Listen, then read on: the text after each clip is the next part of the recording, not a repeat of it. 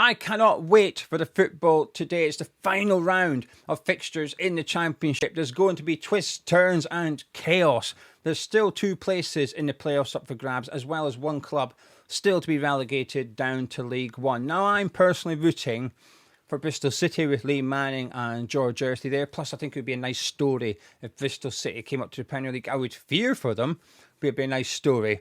Also, Middlesbrough as well, because of Michael Carrick, but I've also followed them a little bit for the last couple of seasons. I think I'd like to see them in the playoffs, but Millwall can still get the playoffs. Blackburn Rovers, Coventry City with Frank Lampard, they can still get the playoffs as well. And then down at the other end, there's quite a few teams that can still get relegated. All my in-laws are Stoke City fans, so it's a big game for them. Away to Derby County today, so a bit of a close derby to some extent. It's a big game. Just need a point. But it should be okay, even if they lose, because they would need other results to go against them. So Hull are currently the favourites to go down. But I've been fearing for Preston for the last couple of weeks. I do wonder if they're going to be the side that goes through that trapdoor down to League One. But one thing's for sure, there's going to be drama, and I can't wait. Anyway, I'm going to point in the direction of my YouTube channel, Tartan Gio. I've done a prediction video for the Championship, but also a Premier League preview as well. It's my channel where I'm going to be discussing football away from West Ham. I might do some West Ham topics now and again over there, because obviously there'll be subscribers over there who subscribe to me because it's general football rather than West Ham specific. But thank you to anyone who has subscribed and watched the videos. If you don't know about it, it's called Tartan Gio. I'll put a link in the description below, or just search Tartan Gio on YouTube, and hopefully enjoy the content I'm producing over there. I'm doing a different type of video next week on that channel, and on Monday there will be a Premier League review. Thank you very much for your support. Right then, this is a transfer rumour show. Yesterday I said, what video will I do tomorrow, as in today, and a couple of people said, well, you're not done a transfer rumour show for a while. Where are they? I haven't done one for ages. Not intentionally, just been other things around West Ham. So let's do one. Let's dive into all the latest gossip around West Ham. We've got one player potentially / hopefully leaving in Guido Rodriguez. But let's deal with the potential incomings first. Now, the big rumour yesterday was John Stones. And when I seen it, I naively assumed he would be out of contract. I thought, all right, he's a free agent this summer. I can understand why he's getting linked to West Ham, because I think it's fair to suggest we might need a centre-back this summer. And also, I'm pretty sure if John Stones was out of contract, he would be playing in the Premier League next season for someone. Someone would take John Stones, because on his day, he's a fantastic centre-back, a real intelligent footballer. And at one point in his career, not that long ago, he's one of the better centre-backs in the Premier League. But that's the problem. On his day, it doesn't happen very often. He's always injured. Just 11 appearances this season for Manchester City. Turns 31 by the end of May as well. So he's no spring chicken, but a healthy, fit 31-year-old centre-back. Still got at least a couple of years in him. So his age isn't really a concern. It's just his injury record. But then when I read the articles, I discovered, well, he's not out of contract. He's still got a year to go at Man City.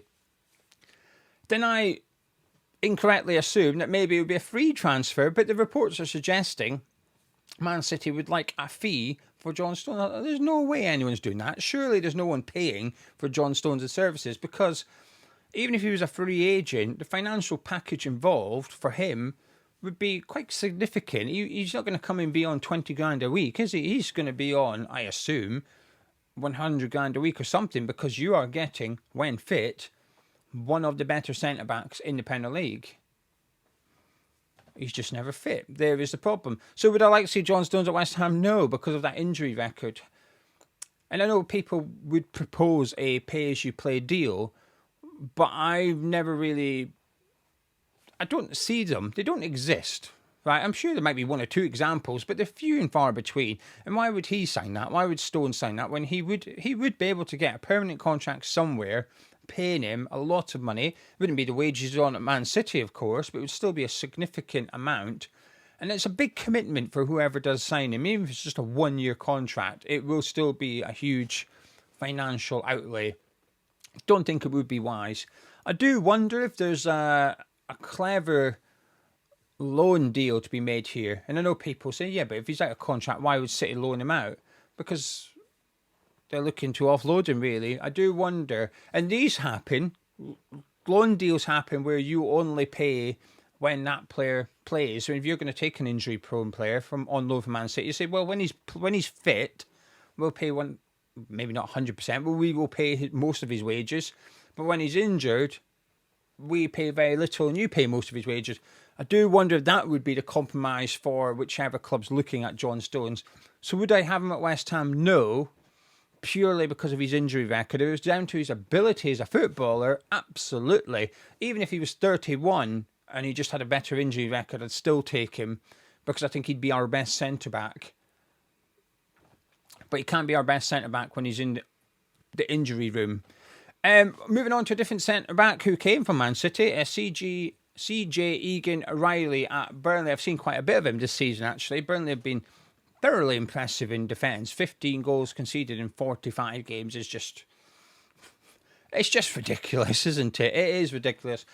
Scott Parker's done a fantastic job there. And I think if I was to pick my top 5 centre-backs in the Championship, the Burnley 2... CJ and Esteve, they would both be in there. I think Esteve's the better centre-back, personally.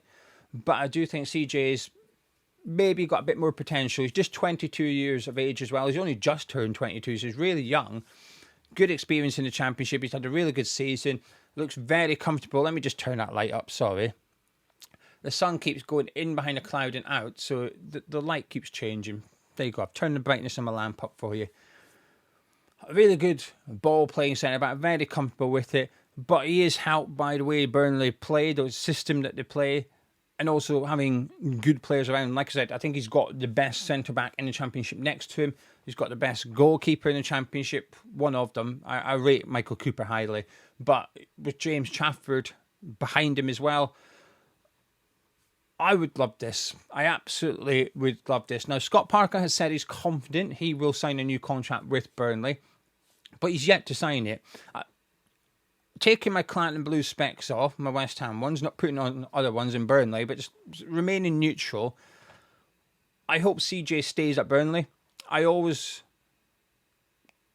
dislike it.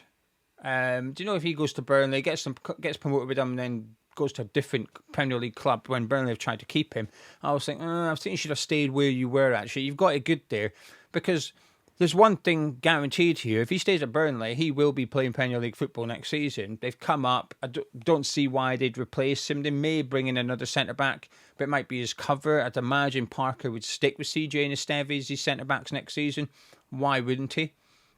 Whereas if you come to West Ham even, you've got a bit of competition. And yes, as West Ham fans will say, oh yeah, he'll get into the team. But he's competing with, essentially, a £35 million centre-back in Todibo to get into the team, or a £40 million centre-back in Kilman to get into the team. So there's a lot of competition here for him, or other Premier League clubs. But I absolutely would love him. I think his wages are tiny at the minute. He's on 6,000-7,000. Now I'm sure Burnley will offer him a huge wage increase, but we could still offer more. We'd be able to offer a better deal to CJ than what Burnley could. So whilst as a neutral, I think he should stay where he is. As a West Ham fan, I hope he comes to West Ham. I'd be delighted if we were able to persuade him to come in. Yes, there's still a sign-on fee, etc., involved. But even then, it's still pretty low cost in comparison to other members of the squad. CJ, get him to West Ham if possible. But I expect him to stay at Burnley, and I think he should stay at Burnley. The other Burnley player, Josh Brownill, he's been linked to us. His contract's also running out at Turf Moor. Scott Parker's confident he will sign a new deal as well. If I was to do a Championship team of the season, which I might do on my channel because it'd be fun. As we say, I put him in it. I might do, I might not. 16 goals this season. That's not to be sniffed at, is it? It's a good return. And I think he's one of these types of players who is almost a fantastic Championship player, but not good enough for the Premier League. When he's been in the Premier League previously, I feel like he's been outclassed. He's just not quite had the ability to play at this level. So I think Brownhill is one of those players that's either you're the best in that league, or you're one of the worst in this league, in the Premier League. You either be a squad player in the Premier League, or you you're in the Championship and you dominate it. Now, Josh Brownhill in the past has spoken about a desire to go and play football abroad at some point in his career. He's 29 now, I think. So it does feel a bit last chance to go get that good deal abroad because he's out of contract as well. He'd have quite a few clubs to pick from. He's not someone I have a huge desire to see at West Ham. I don't think he's good enough in the Premier League to be a number 6 and number 8. I think he's got to play a bit further up the pitch, but I don't think he's good enough to do that role in the Premier League either. Fantastic season, fantastic player for the Championship, just not someone I have a huge desire to see at West Ham, even on a free agent. Someone else that should just stay where he is. He's got it good at Burnley, and he's got a manager that trusts him, captain, stay where you are. Kyle Walker-Peters, now the latest around him is that we've cooled our interest in him. I have to be honest, I'm quite disappointed by that. I was very hopeful that we would sign Walker-Peters and there'd be 2 or 3 clubs in the running for him, Fulham, for example. But I was hoping we'd maybe be able to fend off interest because he knows we wanted him 12 months ago. But I guess if you're Kyle Walker-Peters, you're thinking, hang on a minute, you got Wan-Bissaka in my favoured position. I'm not going to nudge him out the team. But I think he would have been a fantastic addition for us as just a player that can cover Wan-Bissaka, can cover on the left, arguably is good enough to play first choice left back. Or if you moved Wan-Bissaka over there for whatever reason, he could play right back. I think this would have been a really clever signing for West Ham. Low cost, good age. Listen, he's not bringing the average age of the squad down, is he? But I think when it's that type of deal, which is a free agent, I'm not too bothered, to be honest with you. I think going into next season, if you had Scarles, a new left back, or even Emerson, I think Emerson's done all right under Potter. So if you have Scarles, Emerson, Wan-Bissaka and Walker-Peters, I think that's a good selection of players, actually. I'd be very happy with that 4 going into next year. It felt like a quick fix, an easy fix. Dare I say it, an obvious fix as well, homegrown too. And that's just something we've got to keep our eye on because we are going to have to invest in homegrown players at West Ham because some of our long-serving players are homegrown and they're expected to leave this summer. Aaron Creswell and Michail Antonio being 2. Then you've got the likes of Danny Ings, James Ward-Prowse, who we're hoping to offload. Well, I assume we are, maybe we're not. But some fans are hoping Ward-Prowse would leave. I always think you should try and have some homegrown players that are here for 5, 6, 7 years. And we've got that in Wan-Bissaka. I think the club, maybe not you or I, but the club would look at Max Kilman as one of those players as well. Scarles, hopefully, would then go on and become one. Potts and Earthy. But I do think we might need to pick up 1 or 2 homegrown players. Oh, Somerville, of course. Bowen. So we've got some. But I think Walker-Peters would have just been a really, like I said, an obvious signing. So I was disappointed to see our interest is cool for whatever reason. I'm still a little bit hopeful that actually we can sign Kyle Walker-Peters. I just think to get that done, get that confirmed by the end of June, before the boys are even back for pre-season training, I think we're off to a good start in the transfer window. Victor Boniface, you'll remember him, scored against us by a Leverkusen striker. Was sort of like one of the best strikers in European football last season. Not quite hit the same heights this season. He's been linked to us and Spurs. We're the 2 clubs being linked to him. Now, he's always been open to move to the Premier League. In January, he was close to going over to Saudi. But Al Nassr, I'm pretty sure that's who, yeah, it is them. Al Nassr had to decide between John Duran and Victor Boniface, and they went for John Duran. So Boniface was sort of left in limbo a little bit because I think he was willing to move and Bayer Leverkusen were willing to sell him. And he could be on the move this summer. Now, £43 million is the price tag, which is significantly less than it was in January and last summer as well. And Leverkusen are always open to selling players, but Schick's been, in my opinion, the better striker for Leverkusen this season than Boniface. Just a few injuries. He's been injured again this season. I remember him having a hamstring injury halfway through the season. It kept him out for quite a few games. Now, his goal return's good. For the games he's played, he's got a really good goal return for Leverkusen this season. Last season, won Rookie of the Year. Again, really good goal-scoring record. But he had an injury last season as well. So if you were to go get him, and you were to go and sign Victor Boniface, I think it's a fair assumption that he's going to miss a third of your games maybe. He's going to play 25 games in the Premier League at best. The other 13, he's probably going to miss it through injury. Now, I don't mind having injury-prone players as long as they are incredible when they're fit.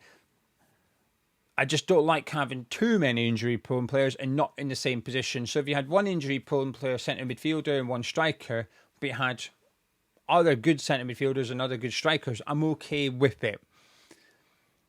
But when you've got Niklas Füllkrug and he's also injury prone as a striker, it concerns me a bit. Now, if you could guarantee Füllkrug was fit when Boniface was out and vice versa, not a problem. But you can't do that. And you know what would happen at West Ham? We'd sign Boniface, they would both start the season fit, they'd both be getting goals, we'd have two really good strikers. Then after 5 or 6 games, Boniface would get injured. Then in the next game, Füllkrug would get injured. Match day 8 of the Premier League, we're playing Jared Bowen up front, and those two strikers are out for months. You just know that's what would happen. It's West Ham. We are cursed. That's the West Ham way. Would I want Boniface? No. Because I think for that price tag, there's other players out there. Also, as he represents Nigeria, he will be going to the African Cup of Nations as well. So you're going to miss him for a period in the season already. I want us to heavily invest in a substantial striker. Now, he is a substantial striker, but I just think there's better options out there for us. Perhaps not in terms of footballing ability, but that type of ability with the availability, yes, please. I wouldn't be disappointed if we signed him. I'd be quite excited. And I'm quite confident if we were to sign him, I'm quite confident he'd hit double figures for West Ham. I should watch what I say there because I said that about Füllkrug. But I'm quite confident he'd hit double figures for West Ham in the Premier League. Powerful, really strong striker, good with both feet, good at dribbling, likes running from deep as well. I think he's got everything you want in a striker. Just concerns over his injury record, that is all. But like I said, for 43 million, I guess you could argue it's on the cheaper side of things for a proven striker, but we are as skint as we pretend or claim. We're going to have to be careful with our money. That doesn't scream careful to me. Guido Rodriguez has been linked with the move to River Plate, which I'll be honest with you has delighted me. A return to his homeland in Argentina. And in the article, it suggested they're even willing to pay for his services. I'll be completely honest, I'm not arsed in the slightest. If they pay for him or not, I'm not that bothered. If we can offload him, even on a free transfer, I'd be happy. Rumours are he's on about 100 grand a week. That is a lot of money. Over 5 million a season we're paying him in wages. So we can get that off the wage bill. And this is where that... And then when you look at CJ or Walker Peters, that's their wages covered by just getting Rodriguez out the club. Didn't know what to expect. I never heard of him. When we signed him, I never heard of him. I got a bit excited because of what I read from other people, and it was because he was on the verge of signing for Barcelona, but because they changed manager, he's come to West Ham. I got excited, got my hopes up. I remember watching him against Aston Villa, and granted, it was against Leon Bailey, but just watched Bailey take off, and Rodriguez was nowhere near him. I thought, my word, this guy's slow. And people suggested, yeah, but it's the start of the season, wait till he gets up to fitness. I thought, yeah, but is he going to get quicker? I don't believe so. He might get fitter, but I don't know if he's going to get quicker. Never did. Potter's really not fancied him at all. Even Lopetegui wasn't too keen on him by the end of his reign. But this is one of those signings which has been an absolute disaster. And we will be able to forget about it quickly because there was no transfer fee attached to him. But this is on par with the signings of the likes of Nikola Vlasic, which is just terrible, really poorly sort of planned, a poor decision. Whichever one out of Steiden and or Lopetegui thought this guy would work in the Premier League, my Jesus. And this is what almost concerns me to some extent. You know, why would you think he'd be okay in this league? And I'm pretty sure that when he goes and plays in a league that suits him, he's an excellent player. I've got no doubt that he's quite intelligent, that he's comfortable on the ball, that his interceptions and tackles are all right. The problem is in the Premier League, you can't get near the bloody player to put a tackle in. A horrendous transfer, and I'm hoping that we can get this resolved quickly. And the only way it gets resolved quickly is by him leaving. So if we can get 1 million, brilliant. I'd be pretending if I was that arsed about it, to be honest with you. Banzuzi, I'll finish it off with this one. Actually, I've got two things. You say them both. Banzuzi, who we tried to sign in January, he's confirmed we tried to sign him in January. Said he was wanting to leave. He was willing to come to West Ham. But he said he's glad he didn't come to West Ham because he doesn't like the football that we play. And that we're not doing very well. So there you go. He's pleased he didn't join in January, but he's willing to join in January. And the last thing, Somerville's had surgery. Good news. I don't like this way it's been reported about how the club aren't too happy with him, blah, blah, blah. I just think it's unnecessary. I don't think the club should be saying anything about that.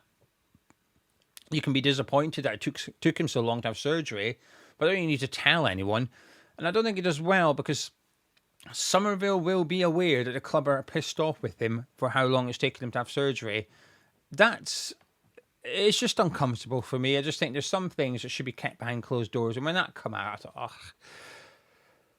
I have no issues with someone deciding to try and let it heal naturally first, then going, okay, it hasn't, now I'm going to go have surgery. I completely understand it. And yes, it's inconvenient that he's maybe not back till August. We'd prefer he was back in July. Of course we do. But he was doing what he thought was best for him. I struggle to see an issue with it. I think I don't think there's an issue with Somerville waiting to have his surgery and then having it, but I do think there's an issue with the club saying they're unhappy the fact that Somerville waited to have surgery. I don't know. This whole idea that a player must have surgery because the club says so.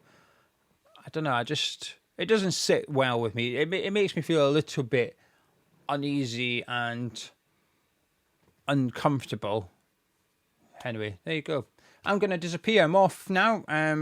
Funny enough, we've got in-laws visiting in the morning. Come see the baby. Stoke fans. So I'm off to suggest I'm rooting for Derby County today. But thank you very much for joining me. If you enjoyed this video, please do drop a like on it. Subscribe if you're new to Hammer Chat. Don't be shy. Get involved in the comments. Let me know on what you think about all the players that we've been linked to. Do you want John Stones? Would you like CJ? What about Josh Brownhill, Kyle Walker-Peters, Victor Boniface, Rodriguez, Ofsky? Let me know what you think. Get involved in the comments. I'll catch up with you all later. And then don't forget, subscribe to Tartan Gio. Links in description. Pin comments. And I'll see you tomorrow for the build-up to the Spurs game. Looking forward to it, actually. I still think we're winning. Catch you then.